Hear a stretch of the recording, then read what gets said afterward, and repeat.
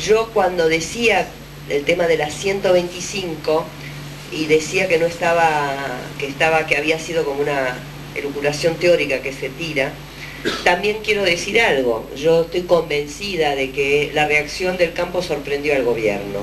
No importa si fue destituyente, si fue la que fue. Espera un segundo. Lo que sí creo es que lo sorprendió. O sea, ¿por qué lo digo? Porque comparto con ustedes que si uno hace si es un gobierno que tiene una estrategia programada para conquistar a la opinión pública y en esa conquista logra su apoyo para dar estas batallas campales contra enemigos poderosísimos, lo primero que hay que empezar es con la ley de radiodifusión, porque después vas a tener los medios a favor, ayuda, o vas a tener más diversidad de medios, entre los cuales podés encontrar algunos que te ayuden a difundir. Primero tenés que empezar por ahí. No empezaste por ahí, empezaste por el campo, la lucha contra el campo. No estábamos preparados para dar esa batalla que perdimos, por eso la perdimos, si no, no lo hubiéramos perdido. Digo, esto es una verdad de perogrullo. Lo que pasa es que hay una preguntita, que es, o sea, a mí lo que me sorprendió del campo es que ellos se estaban tirando un tiro en las piernas, porque el gobierno de Kirchner lo estaba ayudando al campo, le ponía el dólar alto y, digamos, lo único que se queda es con las retenciones. Entonces, digamos, cualquier persona lógica, digamos, racional, digamos, del campo, debería apoyar al gobierno, porque dice, bueno, me sacan un poco, pero me mantiene una situación económica que me permite ganar.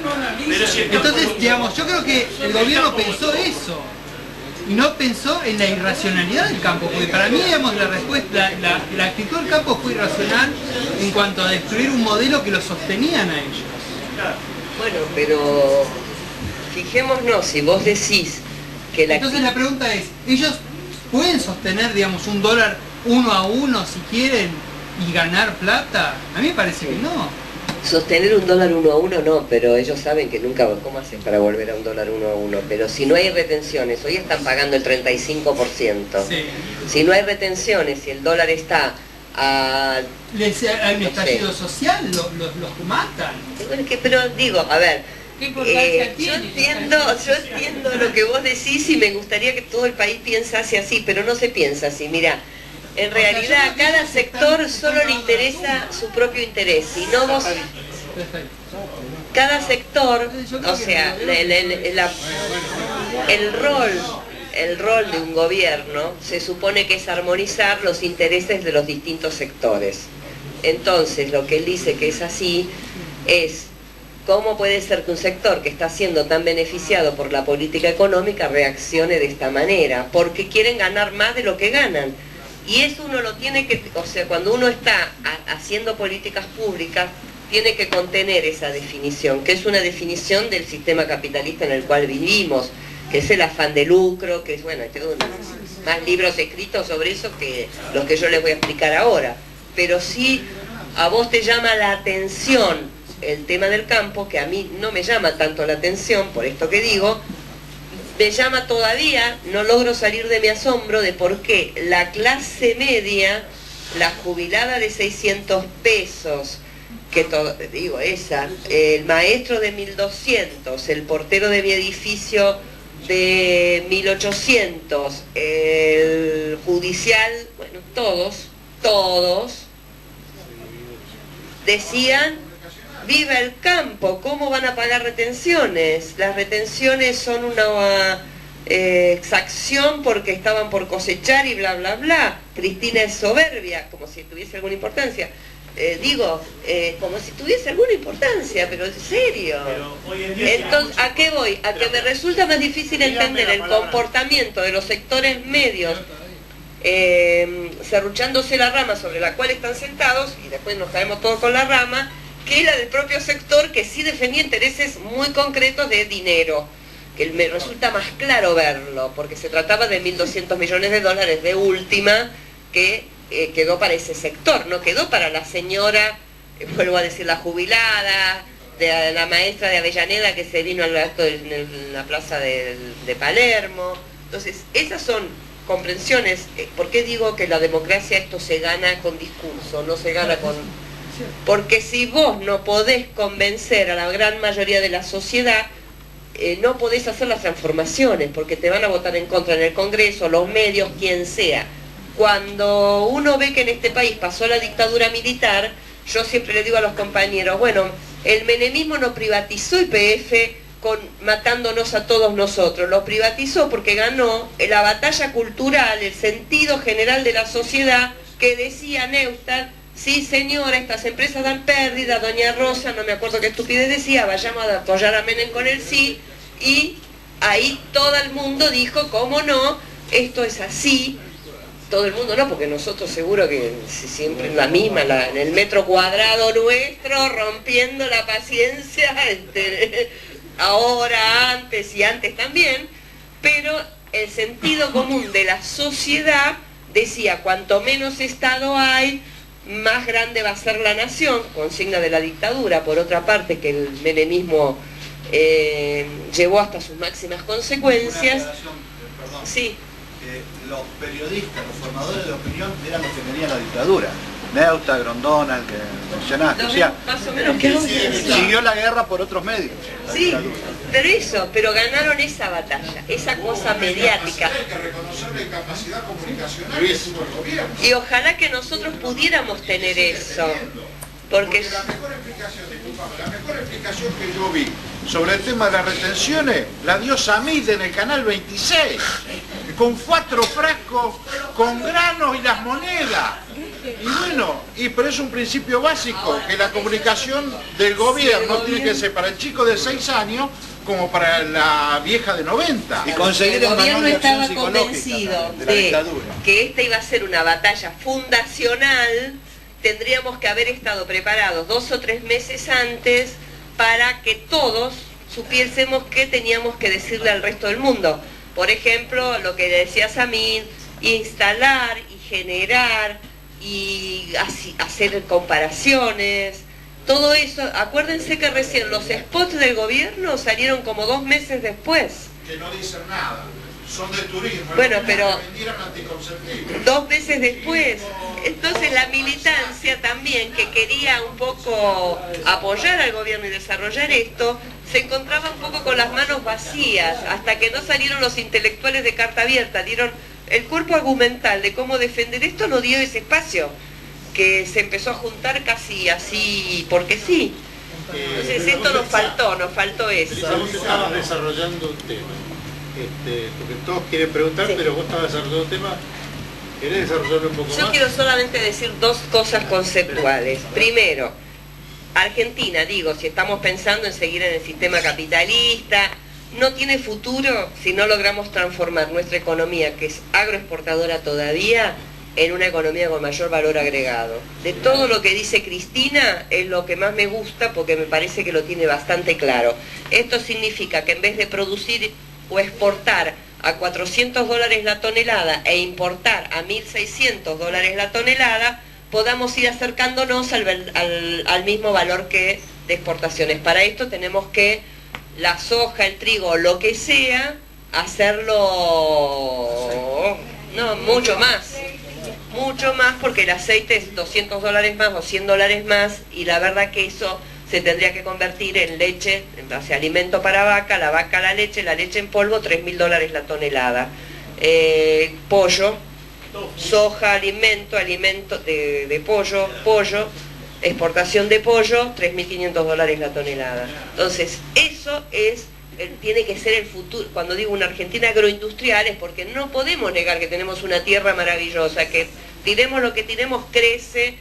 Y hoy está de moda la soja, hace 20 años estaba el trigo y el maíz, dentro de 20 estará el cárcamo y la no sé qué, pero seguro que vamos a seguir teniendo una tierra maravillosa, y si no lo que produce esa tierra lo seguimos exportando así en bruto, no tenemos destino. Podremos tener superávit, crecimiento, etcétera, pero no tenemos como destino como país, porque eso pone un techo al nivel de vida de la población.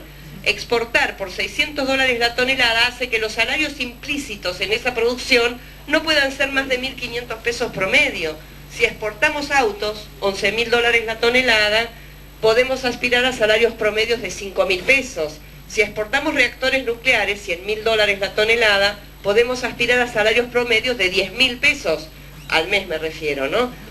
este es el problema de la economía argentina. Si no se logra dar este paso, que tiene que ser en un largo plazo, con políticas inteligentes, no se puede lograr. Y el otro, solamente para terminar, que para esto hay que tener un plan. O sea, pasó el momento de estos 4 primeros años del gobierno de que las cosas salían en grandes trazos, porque fue la época de los grandes trazos, de delimitar un camino.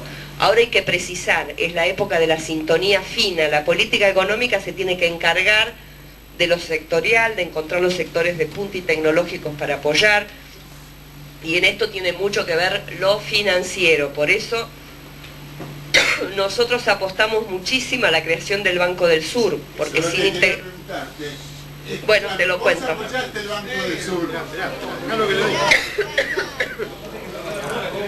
Porque muchas de estas cosas que tienen que ver con la integración productiva, el pasar de poco valor agregado a mucho valor agregado, tiene que ver con la integración productiva nacional, porque estamos desintegrados productivamente a nivel nacional. Tenemos zonas de mucha productividad y zonas que son un atraso absoluto. Tampoco se puede lograr si no lo hacemos a nivel regional. Tenemos el Mercosur, si no lo profundizamos, y para profundizarlo necesitamos financiamiento. Y un financiamiento que sea posible de conseguir con las reservas que tiene cada uno de nuestros países. Fíjense cómo es el sistema actual. Argentina tiene 50.000 millones, Brasil 200.000, Chávez tiene otros 50 y pico, 60, y así cada uno, todos los tenemos en Basilea. ¿Qué hacen en Basilea? A ver qué hacen. No, se los prestan a las multinacionales, a la Volkswagen, a Bayer, a IBM, para que vengan acá, hagan sus plantas y se llevan las regalías de vuelta y le pagan los préstamos. O sea, con nuestra plata es absurdo. A intereses bajos.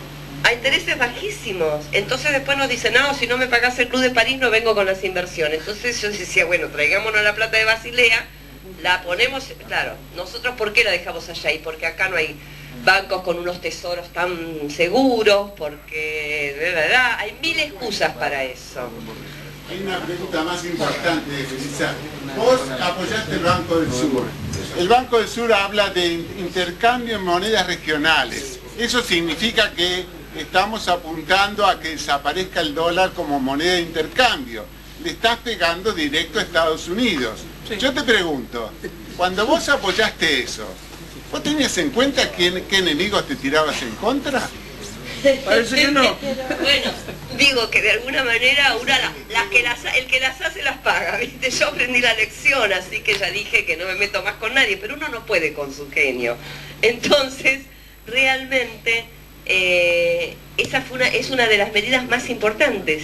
Si los países de nuestra región no logran tener una misma moneda de intercambio, ustedes fíjense con el disparate como es el comercio exterior argentino. Nosotros le vendemos a Brasil el 30% de nuestras exportaciones y ellos también a nosotros. Nosotros hacemos operativamente, ¿no? Todo se registra en dólares. O sea, nosotros para una empresa pyme tiene que vender en pesos, transformarlos en dólares, mandarlos a Nueva York. De Nueva York se ordena que los dólares bajen a Brasil, al Banco Central de Brasil, ahí los transforman en reales y pasan a un banco comercial que se lo dan al exportador brasilero en pago de la pyme nuestra, y al revés pasa todo el mismo camino. Esto genera comisiones, así funciona el comercio exterior del mundo, por eso los Estados Unidos son los dueños del mundo, porque tienen la moneda donde se hace el comercio, la mayor parte del comercio mundial. Entonces, la posibilidad de transar en una moneda nuestra, que esto iba a ser el origen de una moneda regional, para que dentro de, no sé, 10 años, 15 años se cree un euro, que es el equivalente a un euro en nuestra región. Esto, para mí, era una apuesta central, era como generar una nacionalidad, una nación americana, latinoamericana o sudamericana, porque uno de los factores distintivos de una nación es una moneda. Esto significaba fortalecer, hacer irreversible la vuelta atrás de la Unión Latinoamericana. Entonces yo, plenamente consciente, y así lo manifestaba, para poder convencer de que era sumamente importante yo tengo la expectativa de que todavía avance en eso, porque era el germen de esa moneda, ¿no? Era el germen de esa moneda. Alfredo. Sí, no, yo quería retraerme, porque vos dijiste que el pueblo no acompañó. En primer término, el gobierno no tenía lo primero que tiene que tener, la contestación, una secretaría de prensa y difusión como la hizo Juan Domingo Perón, ¿no? El pueblo no entendía qué pasaba porque todos los medios estaban en contra, pero a esos mismos medios el gobierno los llenó de plata, no es que se enfrentó, los llenó de plata en vez de organizar otros medios independientes con gente que colabora con el gobierno para poder contrarrestar esa campaña que fue infame.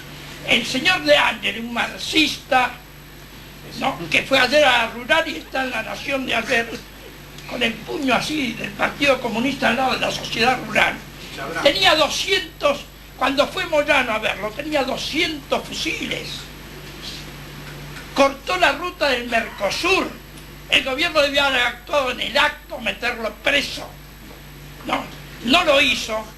¿Qué podía hacer la gente? Además, este es un gobierno que tiene muy buenas intenciones y que tenemos que apoyarlo, a pesar que a mí no me gusta mucho, porque lo demás es mucho peor. Este es el problema. Entonces tenemos que apoyarlo a pesar de todo. Lo organizó la gente, el pueblo sale cuando es organizado, como lo organizó Perón.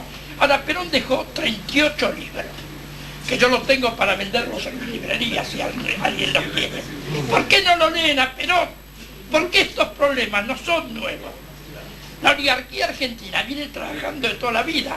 Esto es peor que la oligarquía, porque los Anchorena, todo eso eran nacionales. Estos son las multinacionales que le interesa un comino, cualquier destino del país, ¿no? Bueno, pero Chávez sí lo leyó Perón. Chávez lo leyó Perón. Totalmente. Perdóname, vos estás diciendo lo mismo que yo dije. Yo dije, salimos a dar una batalla contra un enemigo poderosísimo, sin discurso, que es eso que vos estás diciendo, sin organización, sin recursos. Claro, entonces, sin discurso quiere decir que no tuviste 3 meses preparando al país para dar esta batalla.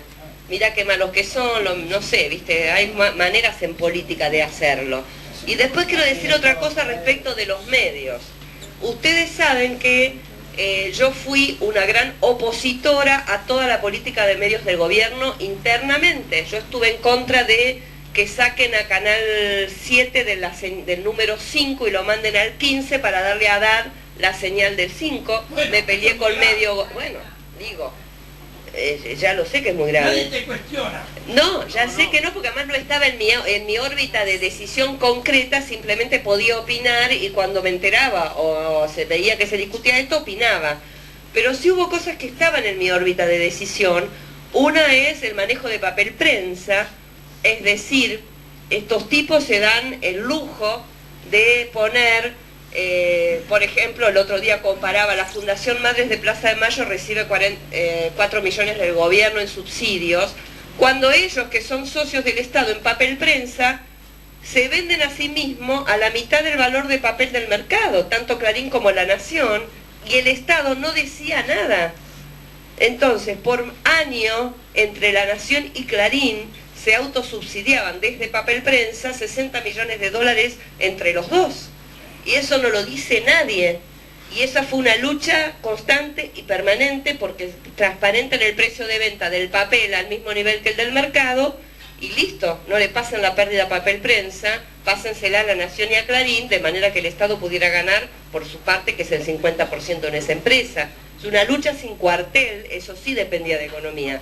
Y la otra, que también me opuse, y por suerte no salió mientras yo estuve en el ministerio, es la fusión de Cablevisión y Multicanal, porque aquel que diga que eso no es un monopolio, que me explique a mí por qué hay una ley antimonopolio que la hizo Cabal, o sea, la hizo lo peor del neoliberalismo, y sin embargo esa misma ley dice que aquel que tiene más de un porcentaje, que no me acuerdo si es el 50 o el 60% de un mercado, no puede ser aprobada la fusión porque afecta los intereses y la defensa de la competencia y los intereses de monopolio.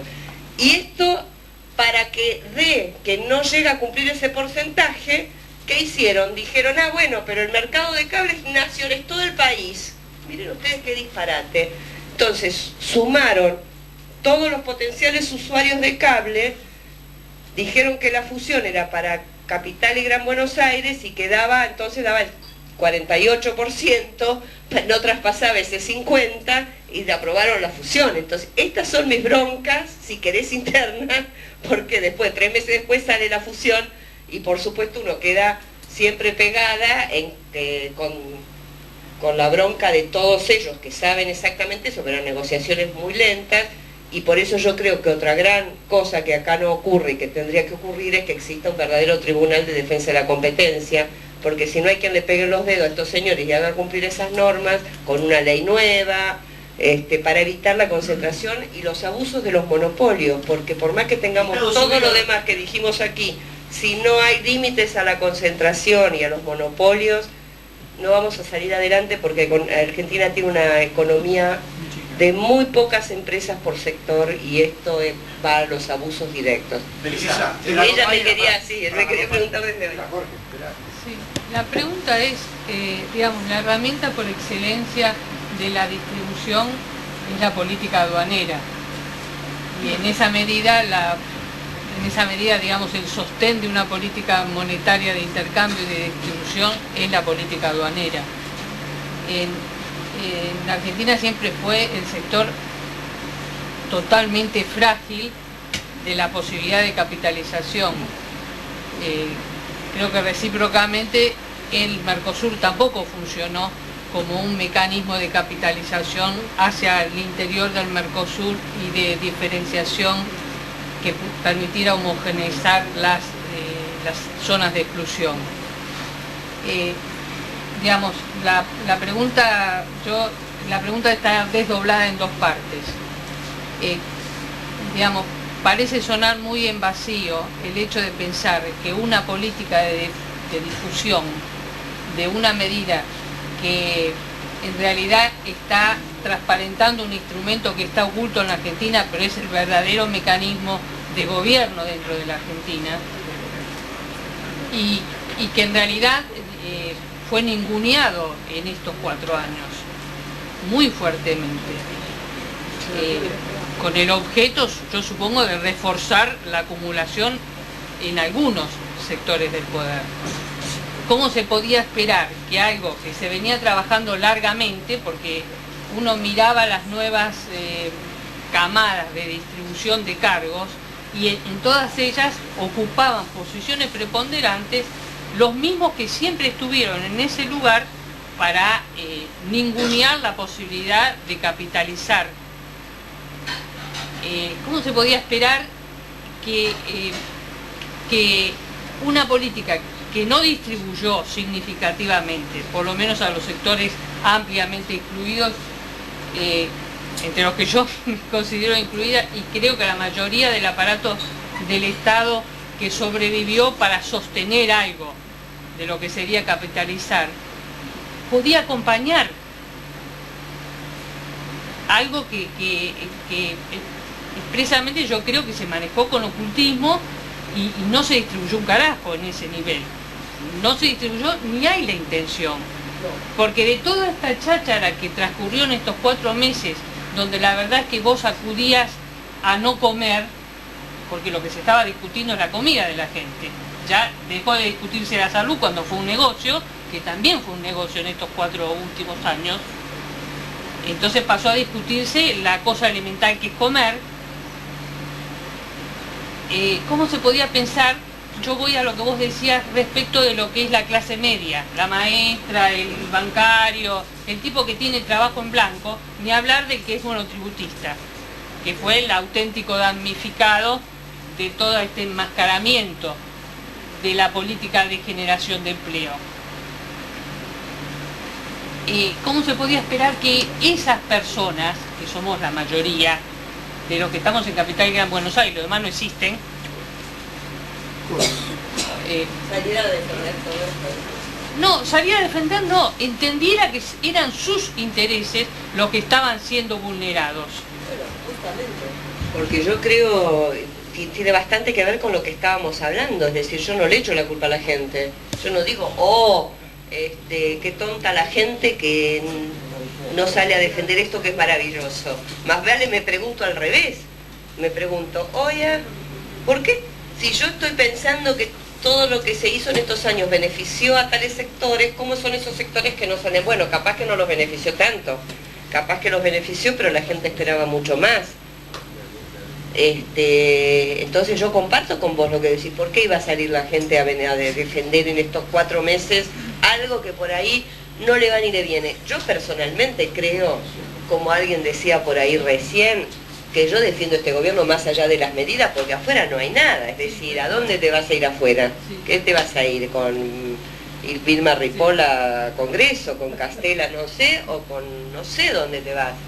Digo, si no estás adentro de este proceso, aún con críticas, aún con diferencias, aún con presionando para que las cosas vayan para un lado mejor, en este gran espacio llamado, no sé, kirchnerismo, peronismo kirchnerista, no sé cómo se le llamaría, ¿qué hay para hacer algo políticamente decente en la Argentina? Yo no encuentro, digo, para un lado veo a Carrió, a Macri, para otro lado veo a la izquierda que está más despistada que nunca, por otro, y sí, yo la veo así, con toda sinceridad, no sé. Bueno, por ahí te iba a decir algún socialista, vamos a ver cómo sigue. También veo que también hay que ir viendo qué interés puede él en desarrollar un proyecto nacional con otra envergadura, con otra contención, porque te imaginas que en un país como Argentina, un proyecto que no contenga el peronismo, cuando digo al peronismo no digo al PJ oficial con Kirchner o con tal, a la gente peronista, tampoco veo que sea viable o que sea concretable en la Argentina. Carlito Falco. Hay un tema que no lo he escuchado de tu voz, que yo creo que es uno de los temas más importantes y fundamentales para preparar nuestro futuro en función, digamos, de las necesidades que hay que cubrir todavía. En el inicio de tu gestión, Elisa, vos habías preparado un grupo que iba a trabajar sobre la reforma tributaria y en un par de semanas salió Kirchner a decir que no se iba a tocar ese tema porque no había plafón, aparentemente, el plafón necesario para poder encarar el tema de la reforma tributaria. Y yo creo que ese es uno de los temas más importantes que hay que manejar y hay que poner en marcha, porque no puede ser que las actividades financieras no estén grabadas. No puede ser que la herencia no sea de nuevo puesta en marcha. El impuesto a la herencia, el impuesto a las actividades financieras, la compra-venta de grandes empresas no pagan un centavo y se manejan millones y millones de dólares. No puede ser que nos paguen las transacciones bursátiles. Todo eso son temas que evidentemente dejaría chiquitita así la resolución 125. Y no entiendo por qué no se hace. ¿Por qué no? Perdón, en la respuesta, ¿por qué no agregás el tema del IVA? Quisiera tener una pequeña explicación, si fuera posible, por qué el gobierno de Kirchner, en el momento en que estaba en marcha la preparación de ese grupo de trabajo que estaba armando la reforma tributaria, se cortó de un hachazo y nunca más se habló del tema. Bueno, yo, porque estoy convencida además, así como estaba en ese momento, lo sigo estando ahora, de que si no hay justicia tributaria, digo, es la primera de las cuestiones por donde tiene que empezar la justicia distributiva, es lo más eficaz, es lo más concreto para mejorar la distribución, es la forma de tributar que tenemos los ciudadanos de un país. En ese sentido, todo lo que vos dijiste, tampoco era que era hacer una reforma tributaria que vamos a tirar todo por la borda, empezar todo de vuelta, era agregarle mejoras en pro de la justicia tributaria a la legislación vigente, es decir, tapar los agujeros de ganancia, que son esos, básicamente, la renta financiera, la renta de los fideicomisos, que ahora vieron que se aplicó esa medida, cayó a la 125 y salió los 500 millones que se van a recaudar de ahí, a los fideicomisos financieros, la compraventa de grandes empresas o de acciones, la valorización accionaria, porque ustedes saben que en la Argentina, además de la compra-venta de acciones, si yo hoy tengo una acción que la tengo valorizada a 20 pesos y después la vendo y está a 20 millones, no pago esa valorización, la pago a valor libro. Entonces, esa también era otra reforma, bueno, ya no me acuerdo cuántas más, y un poco el argumento del presidente en ese momento, que capaz que tenía razón, porque también él tiene más experiencia política que yo, es que si uno empieza a hablar de reforma impositiva, la gente, o sea, las empresas sobre todo, empiezan a mermar, a desconfiar de cómo va a venir la presión recaudatoria, empiezan a pagar menos impuestos, y que era mejor dejar para una segunda etapa las reformas, una vez que se consolidase la recaudación, dejar para tratar juntos la reforma impositiva con la nueva ley de coparticipación federal que está pendiente desde la reforma constitucional del 94. A mí me sonó lógico, o sea, teníamos todo listos, pedían una medida y la traíamos, o sea, por ejemplo, para mí es injusto cómo se paga impuesto a las ganancias la cuarta categoría, que viene a ser la de los trabajadores en relación de dependencia y autónomos. No porque piense que no tienen que pagar, yo soy una defensora de que paguen, porque en cualquier sociedad desarrollada la cuarta categoría, los trabajadores lo pagan y mucho, pero creo que como es acá en la Argentina es muy injusta, porque está la tablita de machinea, bueno, es porque empieza desde muy bajo, es muy injusta. ¿Qué? Los camioneros pagan porque sí, tienen un buen salario en este modelo, y el que hace algunas horas extra de más, o se quedó en Ushuaia porque el barco no lo pudo pasar, entonces le computan horas extras y ya está pagando ganancias. Y después tenés un régimen de profesionales que, por ejemplo, los abogados que negrean todo, no pagan nunca Y es verdad, porque tienen un régimen de honorarios que nadie controla, que etcétera, etcétera, y no pagan. Los jueces deberían pagar impuesto a las ganancias, fue otra de las modificaciones que nosotros también introdujimos. ¿Para qué? Para que, aumentando la base, vos tengas la posibilidad realmente, sin dañar la recaudación, de mejorar la equidad en materia distributiva.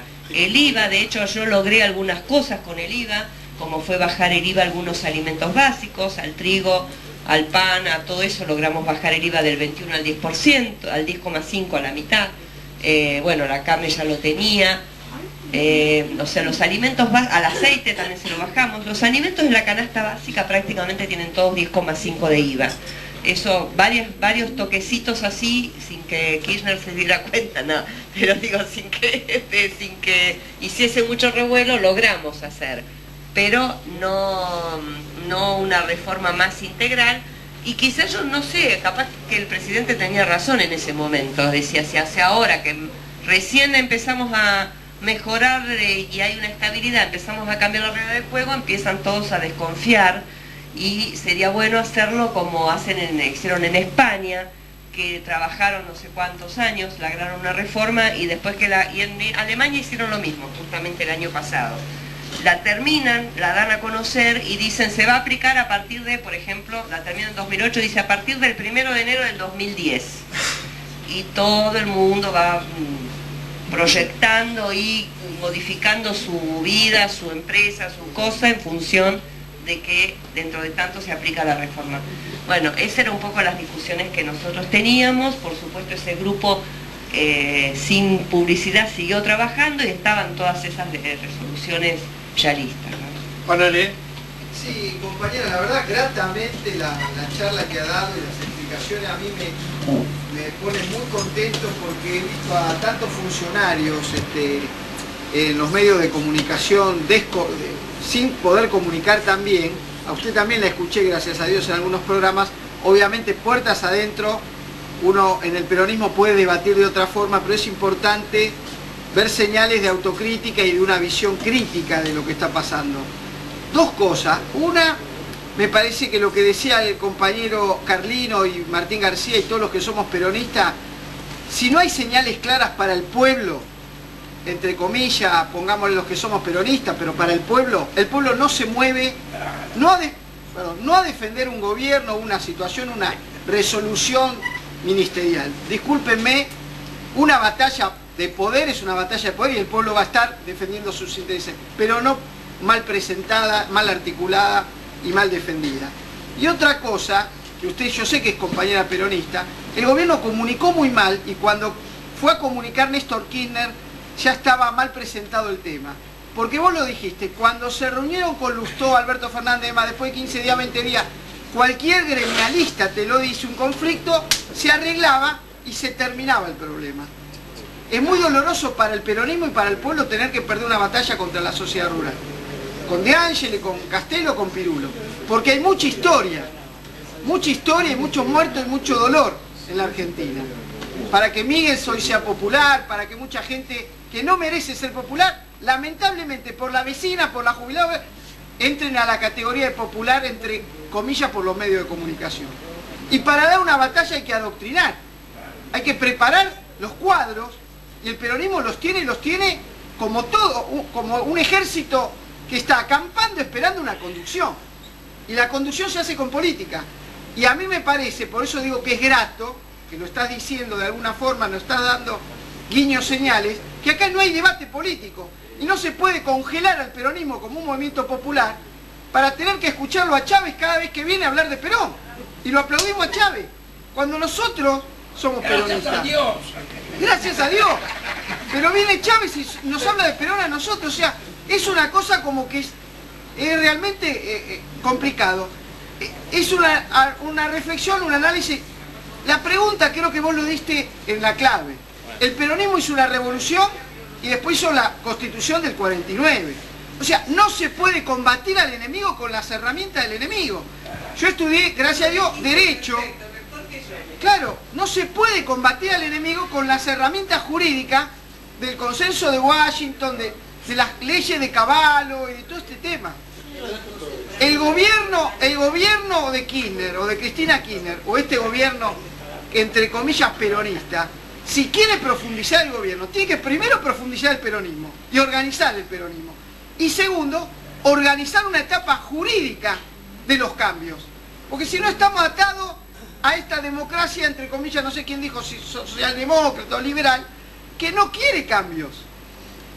Y que se sigue concentrando el poder en la economía en lo que tiene la plata. O sea, me parece que ahí me gustaría que vos profundices eso. ¿Se va a hacer el cambio cuando se cambie también la parte jurídica? ¿O se manden las leyes? Yo te digo una cosa. Disculpe. No, porque yo comparto mucho de lo que vos decís. Es decir, capaz que lo digo menos vehementemente, más suave. Digo, a veces uno le pide a alguien que no es, que haga, o sea, Perón para mí como, a ver, no cualquiera, aunque quiera, aunque esté en el lugar, aunque puede serlo. ¿Por qué? Porque son personas excepcionales. Argentina tuvo en su historia, conviviendo, dos líderes excepcionales, que capaz que hasta dentro de 100 años no aparecen en la historia nuestra, otro Perón y otra Evita, donde está escrito que la vida nos va a premiar con que aparezcan de vuelta semejantes pensadores, accionadores, conductores, porque Perón no era solamente alguien que lideraba en el corto plazo, tenía una visión estratégica, escribía, debatía, hablaba de la ecología cuando nadie sabía ni lo que era. Digo, estaba en otro nivel. El 2000 nos encontrará unidos o dominados. Y bueno, es casi mágico si uno lo lee desde ahora, ¿no? Y eso, sí. Entonces yo digo, capaz que también nosotros le pedimos a alguien que haga algo que no lo puede hacer, porque no es esencialmente eso que queremos que sea. Es una respuesta posible. Otra respuesta posible es Bueno, yo creo que una batalla así, lo dije así, hay que darla con otra organización, y otra organización popular. Si uno mira las transformaciones que hizo el peronismo, las hizo con legislación y con organización popular. Si uno mira las transformaciones que hizo el menemismo, las hizo con legislación, porque cuando sacó la ley de reforma del Estado, en 3 años dio vuelta el país. Cambió la Constitución, cambió, bueno, pero eso vino en el 94. Antes había privatizado todo, con la ley de reforma del Estado, con el marco jurídico de las privatizaciones, y había cambiado la carta orgánica del Banco Central, había, para volverla a la manera de Banco Central Independiente, ¿se acuerdan? Y no se podía emitir, no se podía hacer política monetaria, estaba toda esa gente. Cambiaron la ley de entidades financieras para que no haya un prestamista de última instancia como era el Banco Central, se pudieron subir las tasas de interés, la ley de seguro, todas las leyes esenciales, todas se cambiaron. Pero con la colaboración de muchos ministros de este gobierno y gobernadores de este gobierno. Bueno, ¿por qué eso? Porque también nosotros queremos... Martínez fue el vocero de la entrega de... Sí, pero también yo a veces pienso, porque yo creo en esto también tratar de ser lo más objetiva posible, para no cargar las tintas, porque si no... tenemos un presidente, un expresidente y una presidenta que son un lujo para lo que vinieron siendo los presidentes y las presidentas en los últimos 50 años, y nosotros les queremos pedir que sean más, que capaz cosa que no son, y es capaz que somos nosotros los que tenemos que poner los pantalones largos y trabajar para que eso ocurra en algún momento. ¿Por qué digo esto? Porque a mí me parece que uno no le puede pedir todo a mamá Cristina y a papá Néstor. Y bueno, pero sí, pero no lo instalan ellos, entonces capaz que lo tenemos que instalar nosotros, a fuerza de pelearnos hasta con ellos, ¿viste? Pero hay que decir, bueno, si querés que te defendamos tenemos que saber, si tenemos que saber tenemos que discutir. Es un intento. Exacto. Tres últimas bolas ya están dadas. Ella, tu nombre. Tetiana González. Tetiana. Felisa, vos hablaste de la cadena de valor, ¿no?, que existe, y hablaste de que, bueno, al momento de lanzar un proyecto de reindustrialización, uno tiene que fijarse qué eslabones fueron rotos de esa cadena en el proceso de desindustrialización.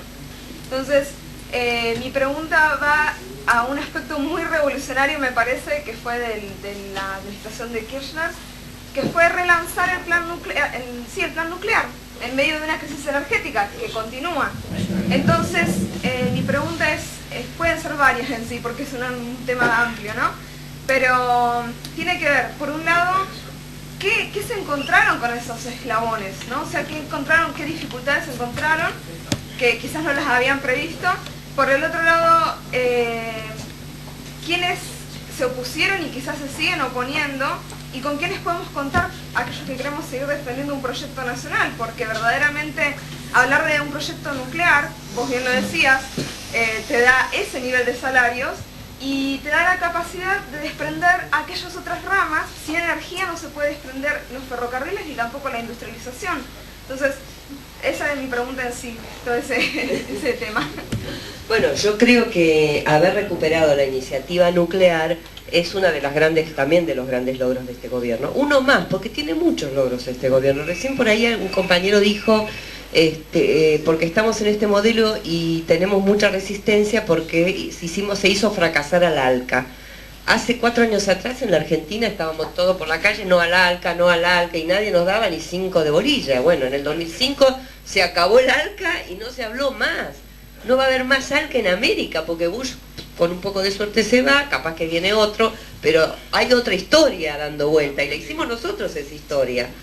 La hicimos, capaz que no supimos ponerle coto a Clarín, pero sí supimos ponerle coto a Bush con el ALCA, y eso no es poca cosa, porque si el ALCA pasaba, que estuvimos ahí, eso hubiera sido la cristalización de toda la impotencia en nuestra región, la cristalización de desindustrialización, de la pobreza, de las diferencias sociales, de la imposibilidad de avanzar, de negar para siempre el desarrollo científico-tecnológico.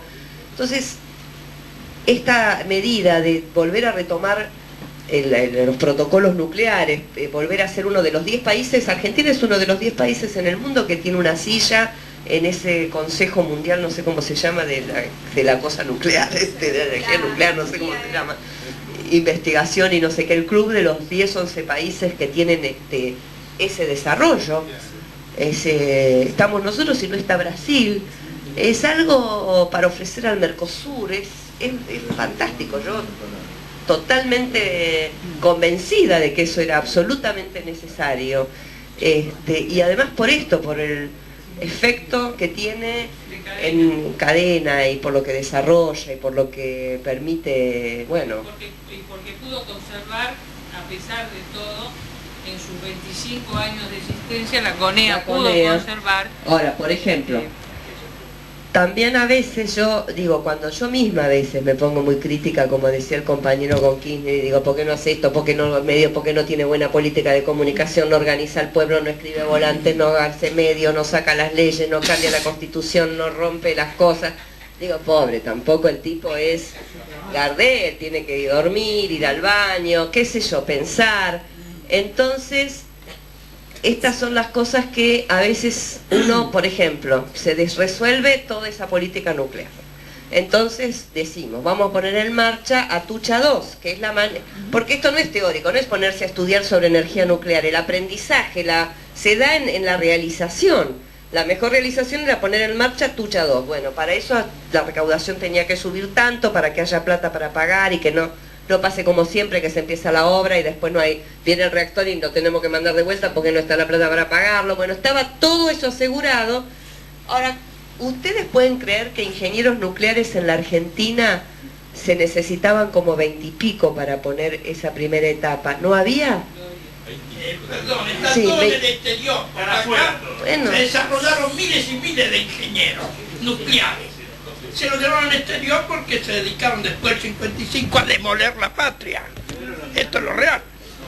No es que no hay, están en el exterior y ganan 50, 100 mil pesos por mes. Y ustedes no van a venir acá a cobrar 5 mil pesos. Entonces hay que demorar ciertas cosas porque no se podían conseguir esos ingenieros nucleares, y que además son cosas de alta seguridad también, no puede cualquiera, no es como, no sé, algo que sabe alguien, como un saber más común y más popular. Entonces, bueno, son distintas. Entonces uno dice, ¿por qué no se puso más rápido? Bla, bla, bla, bla, bla. Y porque después cuando vas a hacerlo te falta. Cuando vas a hacerlo te falta el recurso. Porque esta es una Argentina destruida y lo que se destruyó en tantos años va a ser imposible reconstruirlo en poco. La sociedad del conocimiento... Espera. Pero es básicamente humano, entonces, la falencia de la ¿Cómo? ¿Es humano? ¿Ahora es humano el problema? No, porque, mira, Atucha 2 está en marcha. No sé en qué ritmo, pero está funcionando. Está haciéndose los trabajos... A ver, si yo no recuerdo mal, había como un 60 o 65% ya hecho cuando Menem decidió pararlo.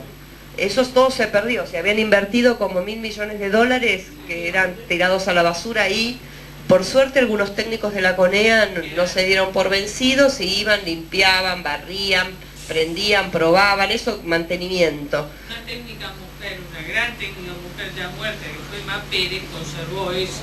Bueno, creo que medio fue por iniciativa de ellos, ¿no? Una cosa así con pocos recursos y que...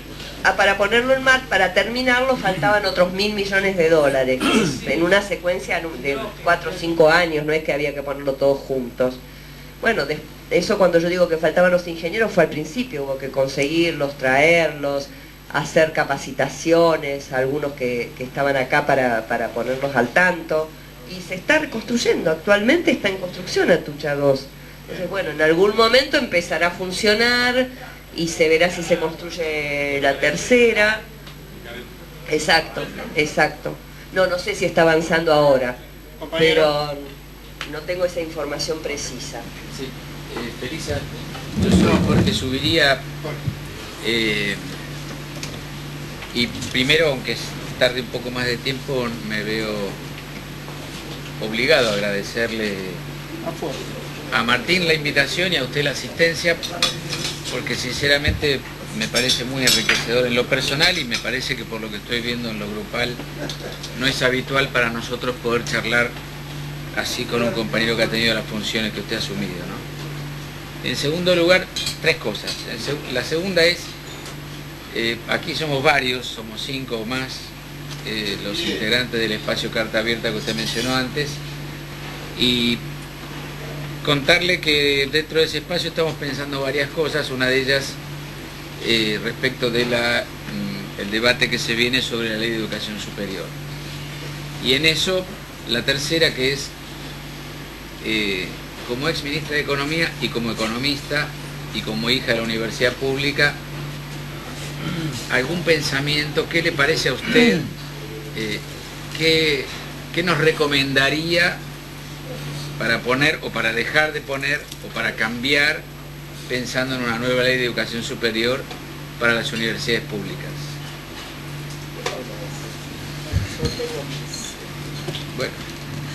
Bueno, una de las cosas que más trabajábamos en el ministerio era como había dos frentes. Un frente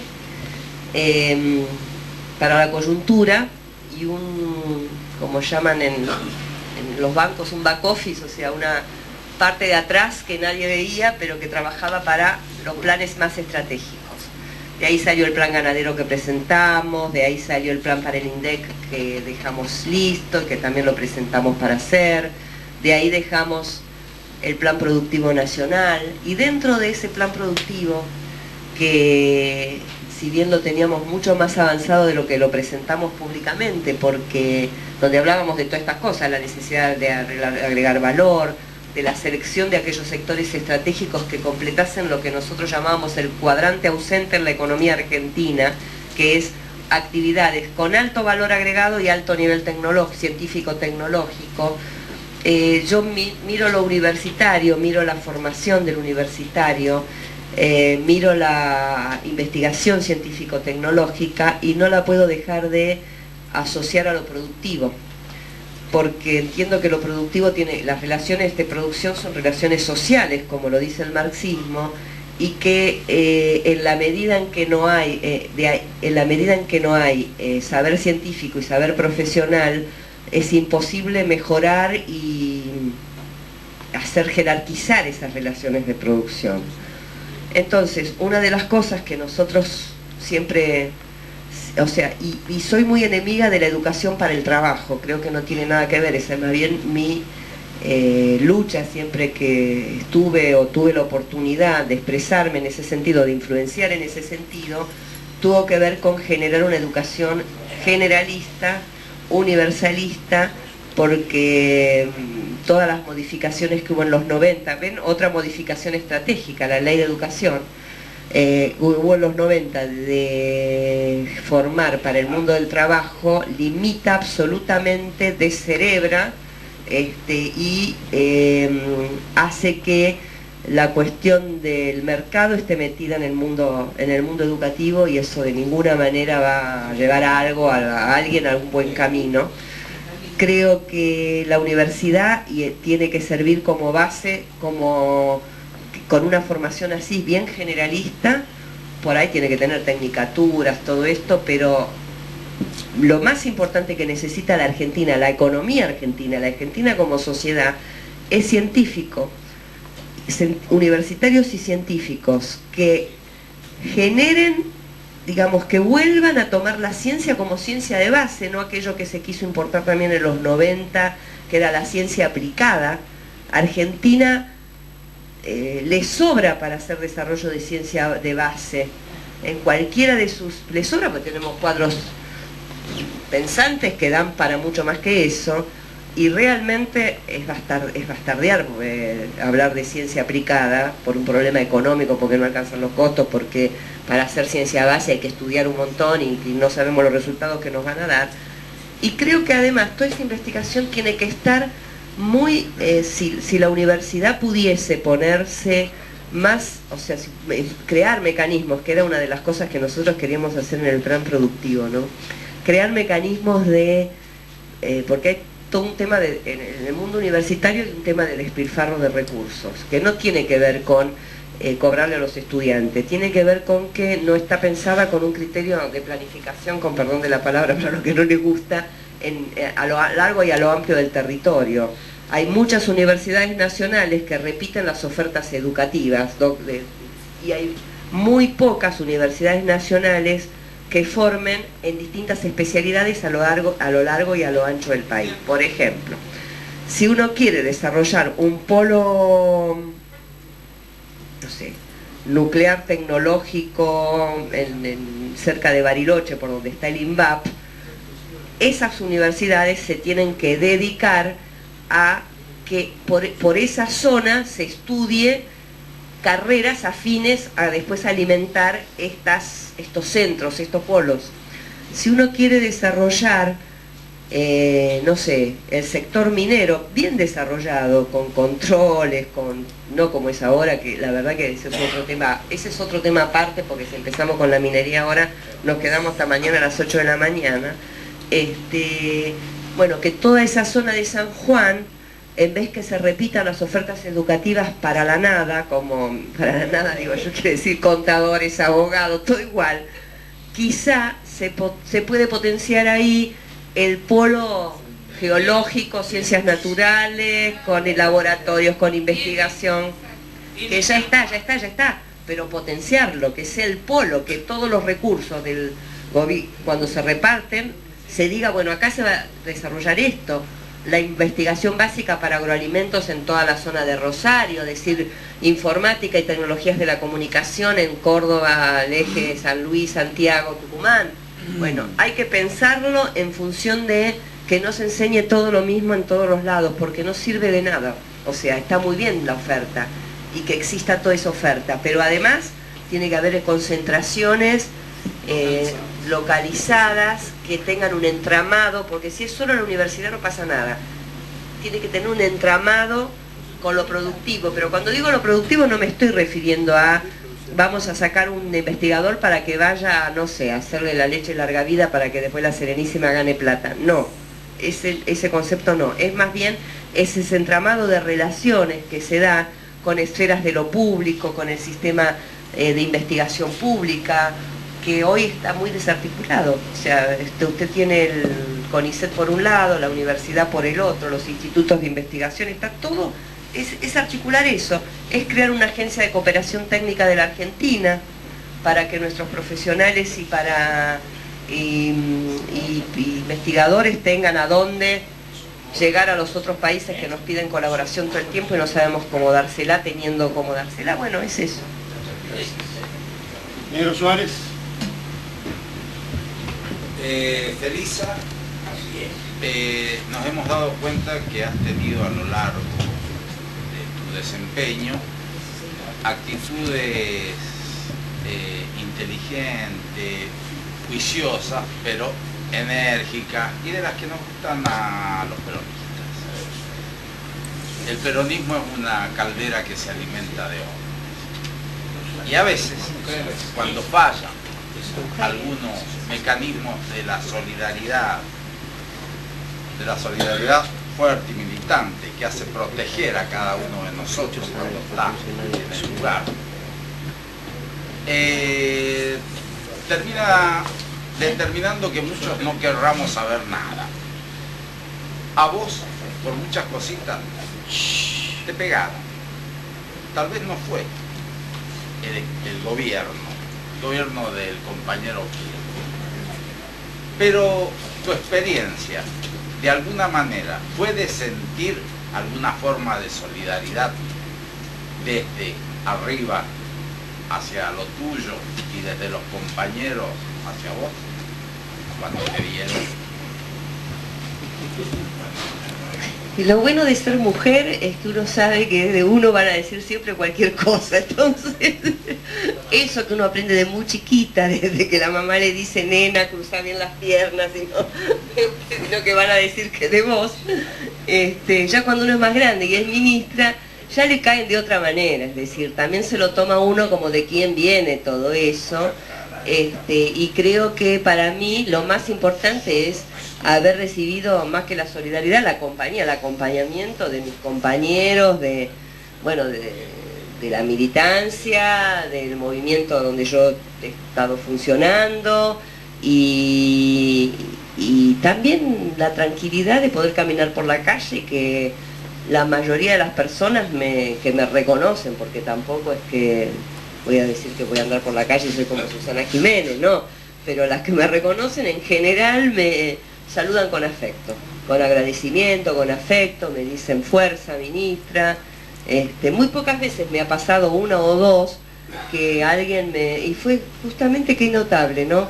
Fue en estos días de conflicto con el campo, donde estaban todos los ánimos muy caldeados respecto al kirchnerismo y acá en Capital hay mucha animosidad.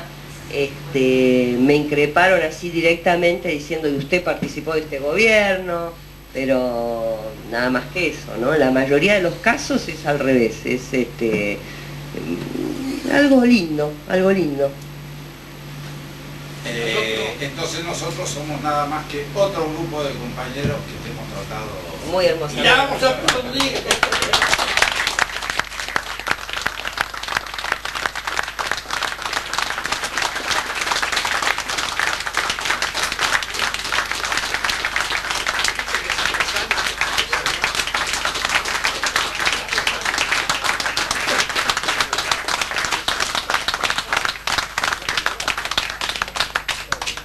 Muchísimas gracias. Bueno, esto fue todo por hoy. Muchas gracias.